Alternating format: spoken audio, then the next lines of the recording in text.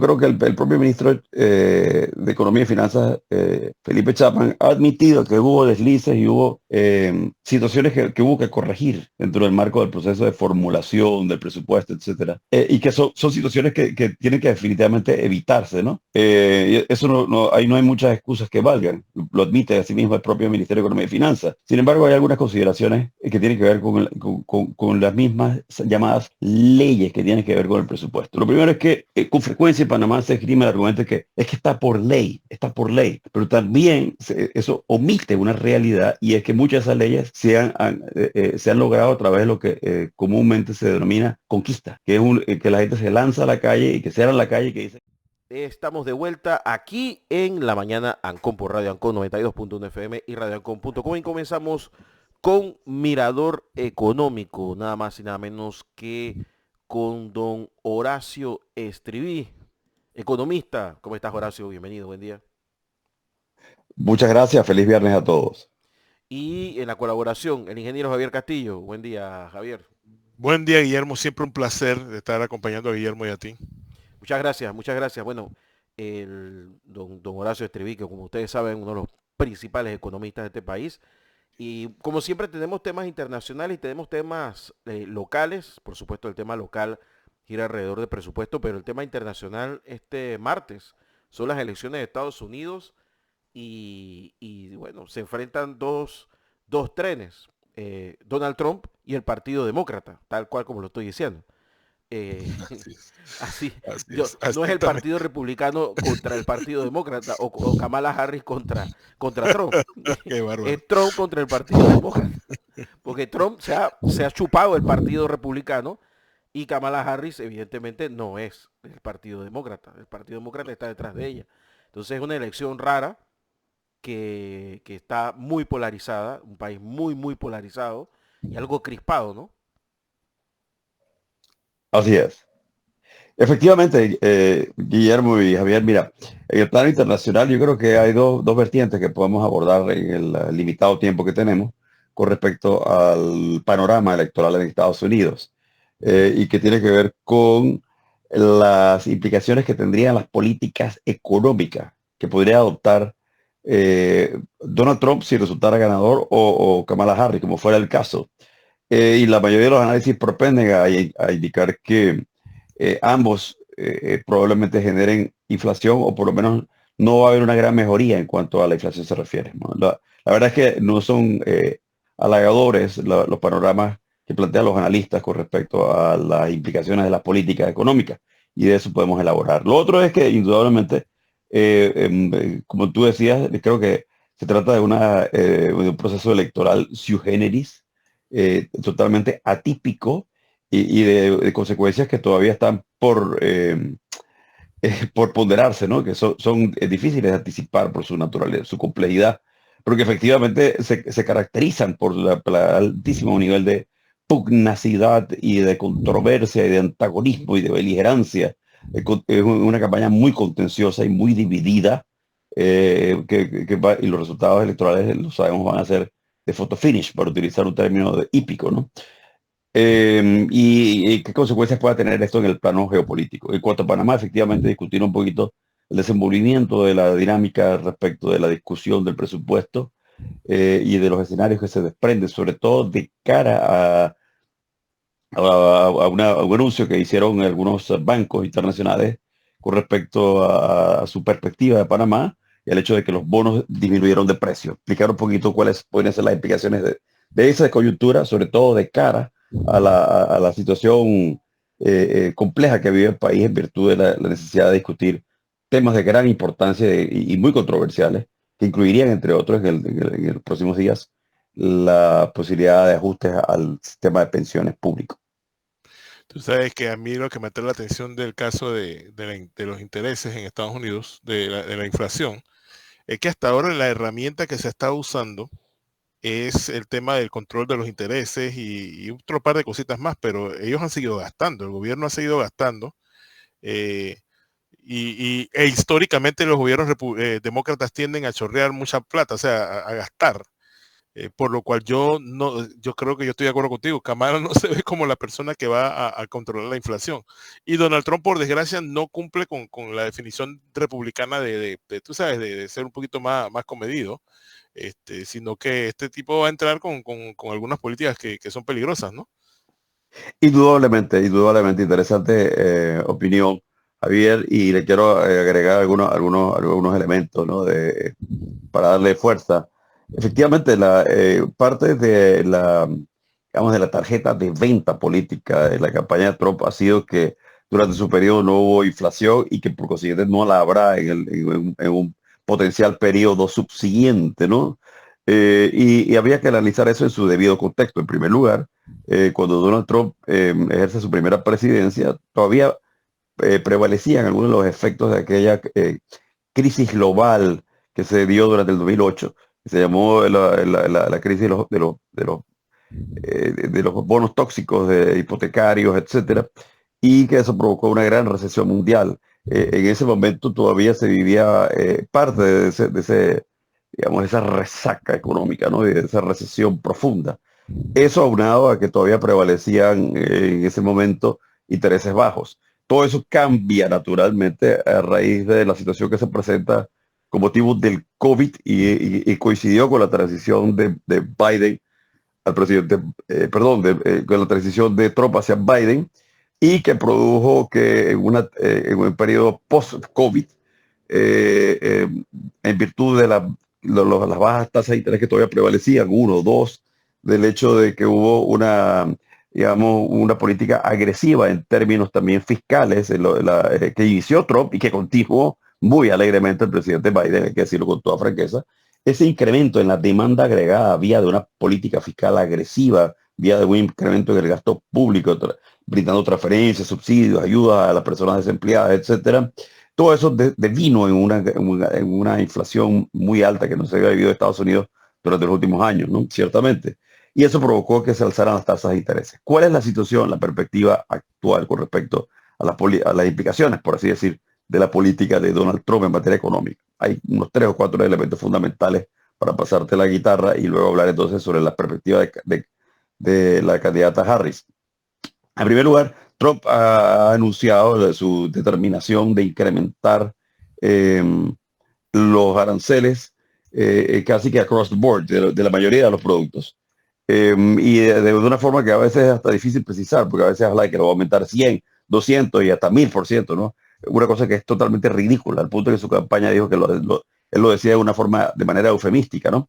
Pero en todo caso, eso de por sí tiene un impacto y es que contrae digamos, la oferta agregada, porque naturalmente que encarecería, al encarecer los productos importados, eso inherentemente genera una contracción en la oferta de bienes y servicios en la economía, de bienes en este caso. La segunda medida que puede tener repercusiones serias en ese sentido también su decisión de expulsar y de reducir digamos, la disponibilidad de mano de obra de inmigrantes, lo cual nuevamente es otro shock desde el punto de vista de la oferta, el supply shock, le dicen los economistas, ¿no? Que también tendría un impacto en los precios, ¿no? Cada vez que tú contraes la demanda a través de políticas por otras vías, los precios naturalmente se disparan. Igual ocurre cuando aumenta la demanda agregada. Estas son algunas de las medidas que podrían tener impacto. La otra es que definitivamente la proclividad que tiene Donald Trump, y lo ha dicho de manera abierta, solapada, rompiendo, digamos, digamos, una tradición que es el respeto del Ejecutivo hacia las decisiones de la Reserva Federal. Donald Trump ha dicho abiertamente, mira, cuando yo llegue allí, yo voy a hacer que las tasas de intereses bajen porque esta economía tiene que recuperarse. Todos esos factores por sí mismos convergen hacia un escenario claramente proinflacionario. No necesariamente eso va a traducirse en una inflación similar a la que hubo en este periodo post-COVID que mencionamos, pero que definitivamente haría que incremente la demanda, haría que incremente la inflación, sobre todo una inflación que ha costado mucho ponerla en cintura. Sí, la verdad, la cosa no se ve bien. Porque y entendamos una cosa, inflación es incremento de precios. Vamos a ponerlo claro para que todos estemos hablando el mismo idioma, ¿verdad, Horacio? Es Así es, básicamente claro, sí. incremento de juicio. Y hay dos cosas que te pueden incrementar los precios, que se aumenten los costos o que se aumente desmedidamente una demanda, que lo que provoca es que se disparen los precios porque, bueno, por un tema de oferta, ¿no? Y la verdad es que el tema de los aranceles es una de esas cosas que puede provocar una inflación, ya sea a corto plazo o más sistémica. Por el lado de Kamala Harris, bueno, todo lo que ya está anunciando de que van a gastar y que van a hacer y que van a hacer, van a bajar los impuestos y que van a hacer una inversión en esto y lo otro.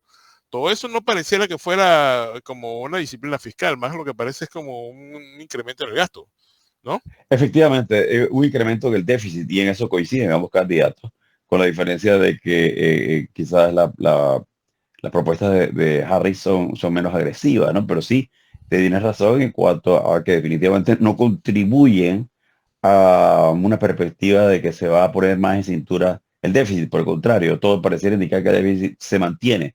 Así que en el caso de ambos candidatos, todo apunta efectivamente a que en un caso la inflación probablemente aumente y en el otro las probabilidades de que baje son realmente pequeñas, considerando que efectivamente la política anunciada por la candidata Harris es de bajar impuestos por un lado y por otro lado incrementar los gastos.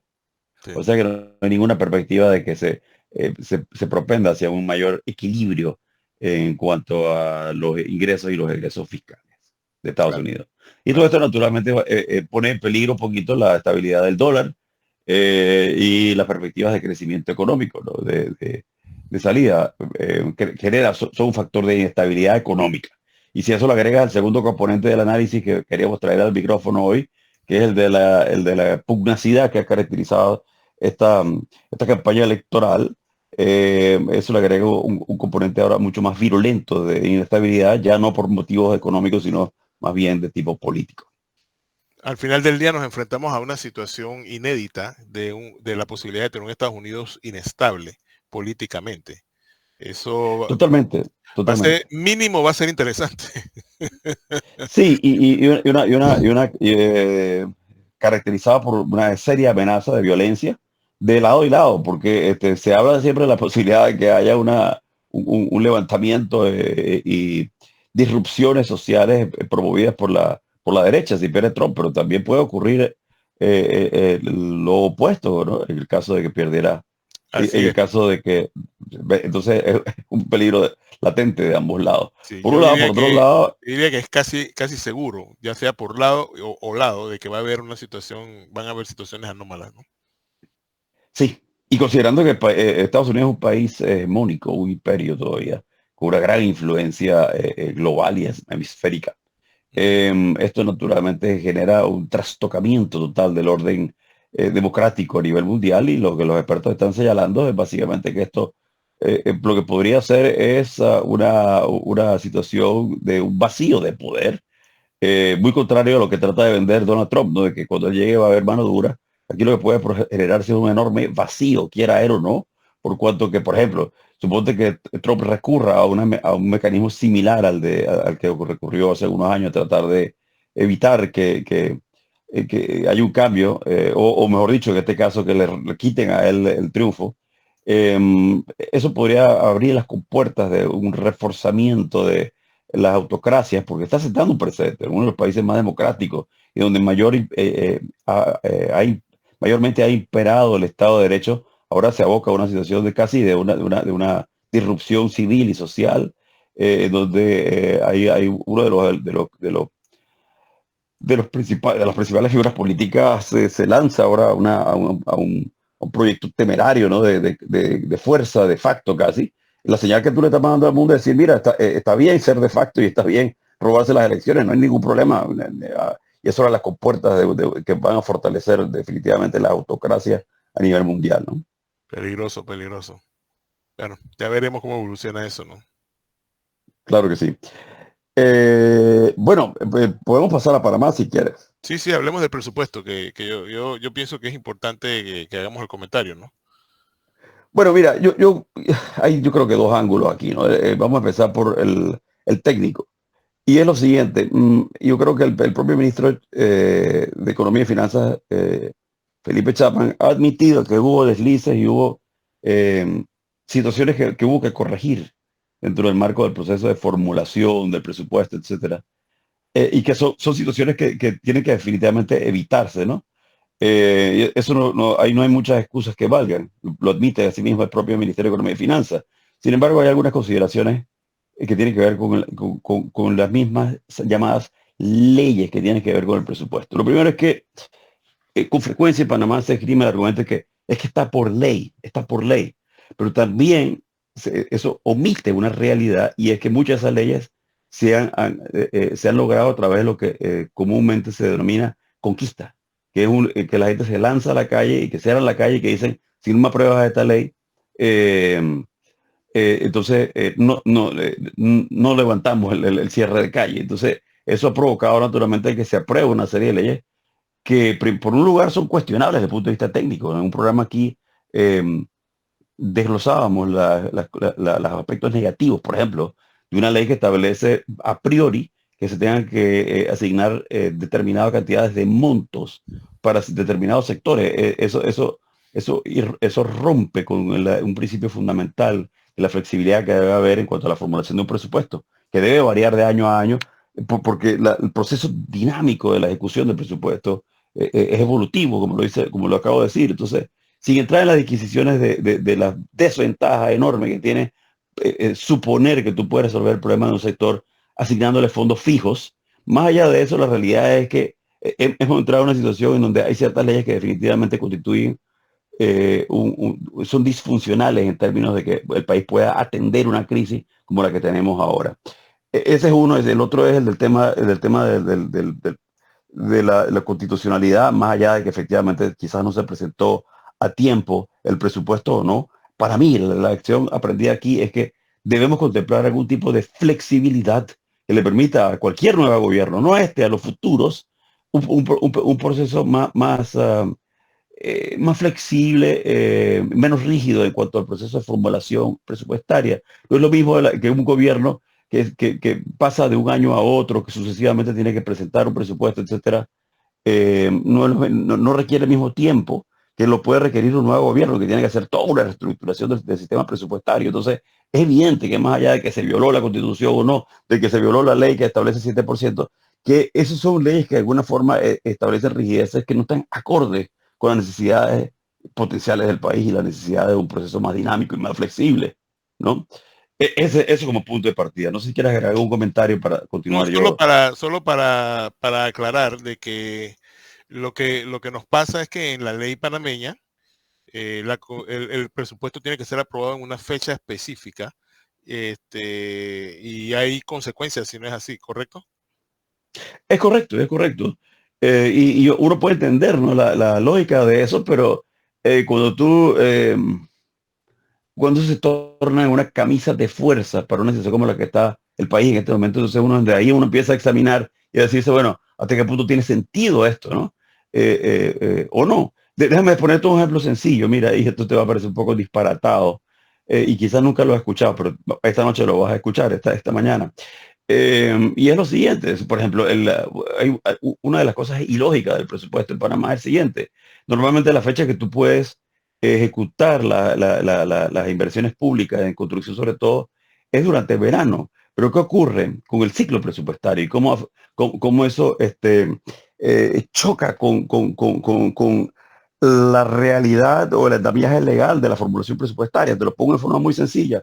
Como el presupuesto tiene que empezar a regir a partir de inicio de cada año, lo que ocurre es que te estás desaprovechando el mejor momento para poder construir, porque realmente la construcción sobre todo se debe dar durante periodos secos, durante de verano. Entonces, ¿qué ocurre? Que dado el ciclo calendario que tenemos en Panamá, lo que ocurre es que tú finalmente tienes las partidas presupuestarias para ejecutar el presupuesto en el periodo donde ya deberías estar construyendo. Ese es otro ejemplo donde deberíamos tener cierto grado de flexibilidad y romper esos moldes. Y es un poco esa visión un poco rígida de que, bueno, la ley dice lo que la ley dice. Bueno, sí, pero si las leyes no se acomodan a la necesidad del país, a la realidad y a la conveniencia, hombre, vamos a tener que pensar en la posibilidad de cambiarla, ¿no? Eso como una reflexión pensando fuera de la caja, ¿no? Claro.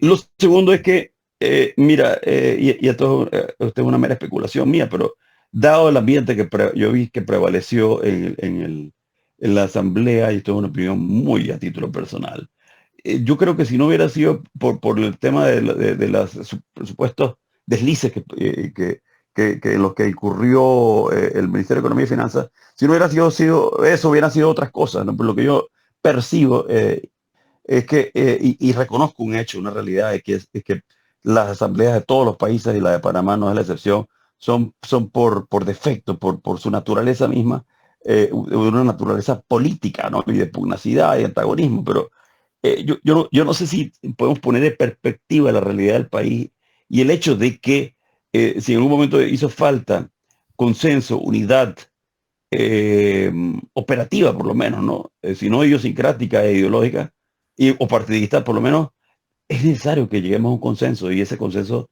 debe abarcar a todos los órganos del Estado, incluyendo la Asamblea. Y quizás hemos pasado por alto el hecho de que más allá de digamos, ese ímpetu natural de los nuevos diputados y de los viejos, de que cada uno de ellos dejara sentados, tú sabes, su posición y su imagen en la Asamblea y esas demostraciones de rejuego de fuerzas y de poder, en un momento dado la situación puede tornarse más delicada de lo que realmente conviene que sea. ¿Por qué lo digo? Y fíjate, mira, lo que ocurrió con el presupuesto pudiera ser un aldabonazo de la complejidad de lo que viene, ¿no? La discusión de un presupuesto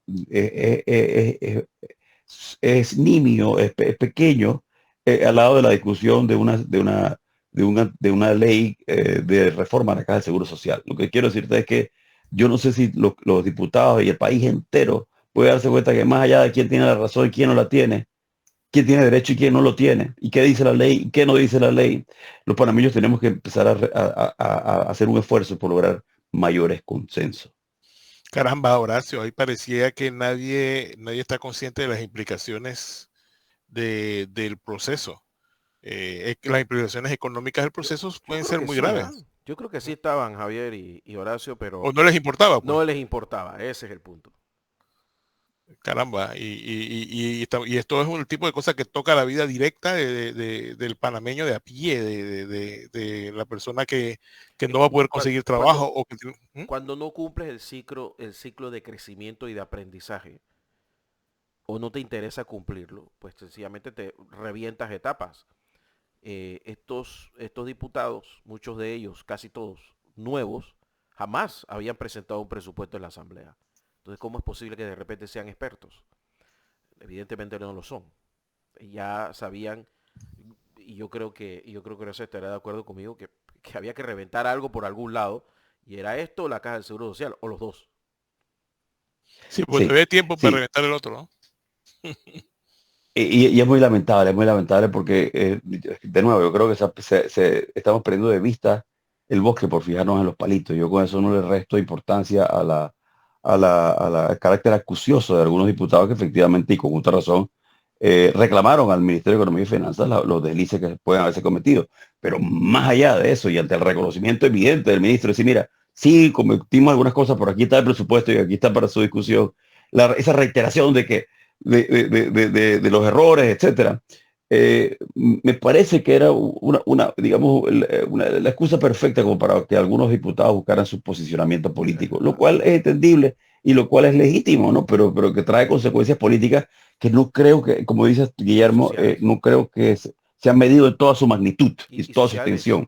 Horacio, porque a una población no informada, que es su mayoría, le vendes la idea de que el presupuesto es la repartición de un monto de dinero que existe, y el presupuesto no es eso.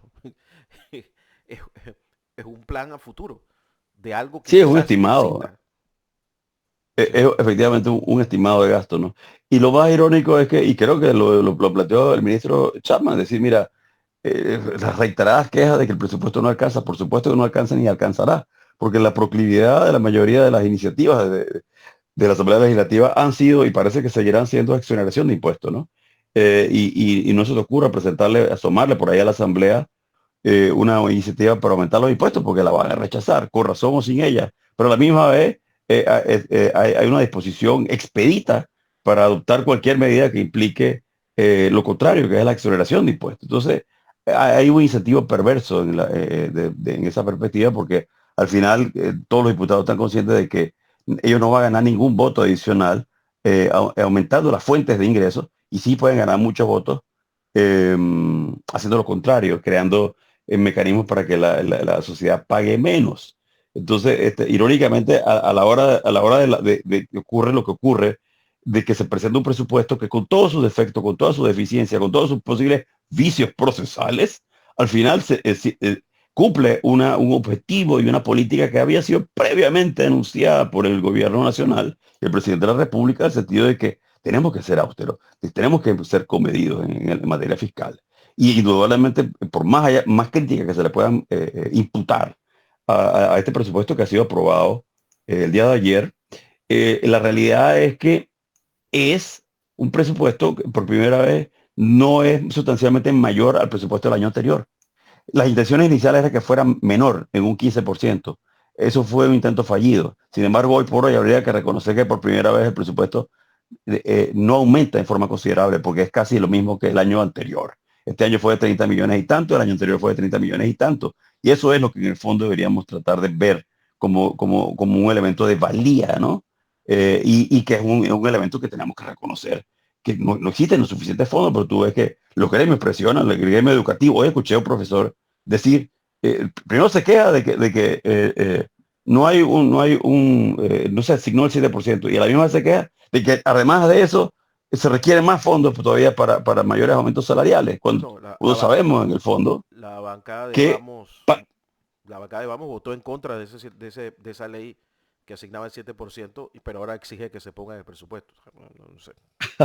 bueno, esas son las contradicciones que yo me refiero, ¿no? Entonces hay que empezar a buscarle cierta lógica, cierta coherencia en cuanto a las decisiones políticas que está adoptando el país. Es un hecho que tenemos que ser austeros. Es un hecho que tenemos que desarrollar mecanismos para poder aprovechar mejor los recursos que contiene el presupuesto a través de reforma, a través de modernización, a través de una focalización del subsidio. Pero yo estoy seguro que el momento que se plantee en esa asamblea la necesidad de focalizar un subsidio en materia de intereses preferenciales, en materia de gas, en materia de lo que sea, inmediatamente va a sufrir un rechazo, ¿no? Entonces ahí está la contradicción, ahí está la ironía. ¿Queremos transformar el país o no?